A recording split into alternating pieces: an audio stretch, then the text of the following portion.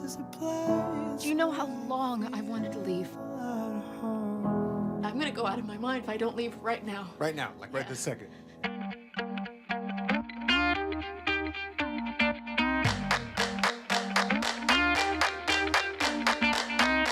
Ahora!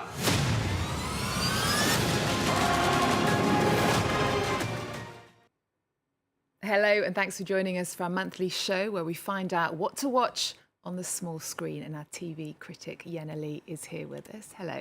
Hi. Thank you for joining us. Now, we're starting with a highly anticipated story of love, hatred, desire, marriage, and divorce, all to cheer us up, starring Jessica Chastain and Oscar Isaac. Yes, Scenes from a Marriage is an adaptation of the award-winning Swedish show of the same name, Ingmar Bergman's 1973 series that won a Golden Globe.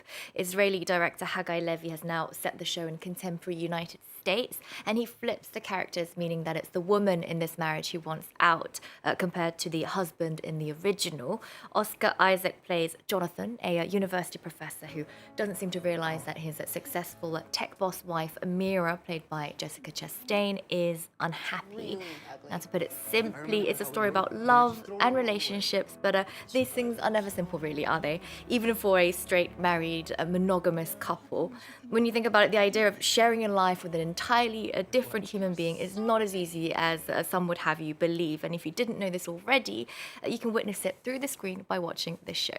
So why is this your top pick this month? Well, Hagai Levi really brings to life the feelings and frustrations through both what's said and what's not said. The acting is strong, the story is compelling, and the characters are flawed, quite frankly, annoying and realistic. So we can take a look now at marriage slowly falling apart. Research says that when the woman is the provider and the man is a caregiver, the marriage has a greater chance of success. Huh, hear that, Kate? Loud and clear. You just believe as a couple, nothing can hurt you. And then you gradually start to realize that actually anything can hurt you. We're gonna sit here and we're gonna talk as long as it takes, okay? But there's nothing left to say. What is this? What is this thing where we can't talk? This is a place. Do you know how long I've wanted to leave? I'm gonna go out of my mind if I don't leave right now. Right now, like right this second. If I don't leave right now, I know I'm never going to. Now you can see there some of director Hagai Levi's trademark style. He loves analysing human feelings and human interactions in very intimate settings. He is, of course, the creator of Israeli-turned-international hit Betty Paul, also known as In Treatment. The director told me that Scenes from a Marriage helped him make the most of what was quite a difficult year. Well, it was the best production I ever had in my life. Very special working during COVID with these two amazing actors, so I couldn't dream of anything like that. We got tested every day. In a way, it contributed to the intensity of the production, you know, So Israeli director Hagai Levi is in France as he's head of the jury at this year's Series Mania festival. That's France's biggest TV festival. Now, you were there, and it has an exciting lineup this year. Yes, indeed. Over 50 films from 20 and more countries are being shown at the 2021 edition of Series Mania. There's a wide selection of French creations and European and North American shows. There are also a few non-Western series from places like Turkey, South Korea, Colombia, and many more. Organisers, though, did tell me that the pandemic meant it was more difficult than usual to bring international shows to their event, as the production was more or less delayed depending on where you are in the world. At least, though, the festival was open to the public this year in northern France, and I got to meet some of the die-hard fans hoping to catch a glimpse of their favourite stars outside one of the main venues in Lille. I've already met some of the stars, and I hope to collect lots of autographs and photos. I come every year, except last year due to COVID. I'm loyal to Series Mania Festival because we can meet loads of artists, and their avant-premiere screenings are great. That's why we don't hesitate to drive 1.5 hours every day to meet actors. It's a pleasure to see celebrities and learn more about the series we watch every day. And what were your favourite shows in competition? I saw the excellent Canadian drama called Sort of. It's an endearing, funny, thoughtful, coming-of-age story of a gender-fluid nanny called Sabi.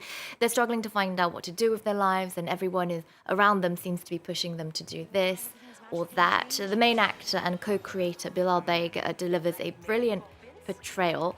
Though it's very much a Toronto-centered show, lots of references of wanting to get out of the city and see the world, it does also bring to life universal themes that pertain to an international audience, things about tolerance and acceptance. So it's truly a must-see by CBC and HBO Max. Another show I've really enjoyed, Eve, is Kevin Can F himself. The main character. I like the name. It is quite original. The main character, Alison, is in a miserable marriage and she's feeling very unfulfilled with her life. Is it now. a theme, this miserable marriage? It seems to be, doesn't it? The theme of this week's show. That premise is very simple, but what's really original is the execution, because the show mixes genres. It parodies sitcoms with the fake laughter and the very obvious punchlines in every scene where you find her with her husband, Kevin, who always has a beer in his hand. And as soon as he's out of the picture, the screen becomes really dark, it becomes a drama, and Alison is plotting ways to kill her useless man. The switch between sitcom to drama is purposefully jarring, and it's a great metaphor for women having to put on a brave face and deal with patriarchy on a daily basis. It's about a woman who keeps playing perfect housewife. Hey, where's our breakfast? You're not supposed to have favorites. Kevin's my husband. Yeah, babe, can you go see if my package is here yet? Can't you do it? I'm in the middle of something. Then one day, she realizes what she wants.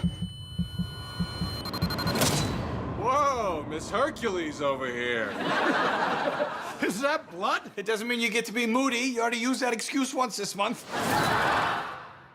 Now, if you can't make it to the last day of this festival physically, you can always head to their online platform where you can watch their shows for free for a limited time. And Series Mania is also organising the French premiere of the hit show Casa de Papel, or Money Heist, isn't it? Yes, the fifth and final season of the critically acclaimed Spanish hit isn't in competition for the festival, but it will be screened at Series Mania on its closing night. Then the show goes online on Netflix on September 3rd. Now, Casa de Papel, or Money Heist, is about a group of robbers, imperfect anti-heroes who are hoping to pull off the most extravagant heists in history. Their red overalls and Dali masks have now become iconic worldwide, reflecting the cultural impact of this show. When the last season dropped, actually, one study found that for a few days, Money Heist was almost 32 times more likely to be watched than the average series, making this one of Netflix's biggest international hits to date. I found it absolutely fabulous, but do you think it's worth 5 seasons? Personally, I think the novelty of the show wore off after season 3, because despite the fabulous cast and the brilliantly choreographed action scenes, there's only so many times the gang can pull off majestic heists without it being repetitive, of course. But, you know, it is wild. It does have these social justice elements, and it is a treat to watch, which explains the cult following. Fans have already been dissecting and discussing what could possibly happen in this upcoming season online and on social media. The previous season ended with another tragic loss, and the trailer for the new one is full of action and intrigue. It looks like the Band of Thieves is preparing for an all-out war with Spain's security forces. Lisboa para profesor. Hola, Lisboa. El estanque de tormentas ha sido descubierto. Es posible que esta sea la última vez que hable con vosotros. Los tenemos. Capitán, voy a traer militares, de los que solo salen victoriosos o muertos.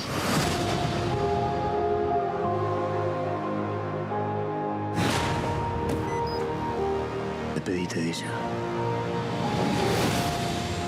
Sin padre, sin plan, sin esperanza. Estamos contra las cuerdas. That's certainly something to look forward to, Money Heist. Now, just before we go, Yena, a special mention for a new show that you think has got great potential. Sandra Oh is starring in The Chair, which is about a Korean-American becoming the first minority woman to chair the English department at a fictional, prestigious American university. It pokes fun at the stuffy white male cliche types you find in the world of academia. Now, Eve, there's been some criticism online about how the show depicts students, suggesting that the portrayal of campus activism is quite unfair. However, I read a really interesting piece. A real-life English professor, Caritha Mitchell, argues that this completely misses the point. In this educative opinion piece, she writes that some viewers unconsciously fail to consider non-white characters as the protagonists that they are. And in this case, she argues that student protesters weren't written into the storyline for their own sake. They were written in to reflect something about Sandra Oh's character, Ji-eun Kim. That analysis is really worth a read, as the show itself is worth a watch, because Sandra Oh is one of my favorite actors of the small screen. The Grey's Anatomy and Killing Eve star rarely disappoints, and there's also a healthy amount of a cutesy romance, and you can't really say no to that these days. Okay, well, we're going to wrap up the show with a clip of that. Thank you, Yena, for your roundup of what's new on the small screen. A pleasure to have you. Thanks for watching. We're on the socials and online at france24.com. Stay with us on France 24. This has become a serious reputational matter. Oh, God. Sorry, I thought you were naked. You should be running this place. Instead, you're running around playing nice. I feel like someone handed a ticking time bomb because they wanted to make sure a woman was holding it when it explodes. Nobody wants to come out and support you when you're a scandalous figure. Your boy's toast. Tell me what to do. You're going to apologize. I'm so sorry. Oh my God, not to me, dumbass! I am the chair of the department. Let's fucking shake this place up.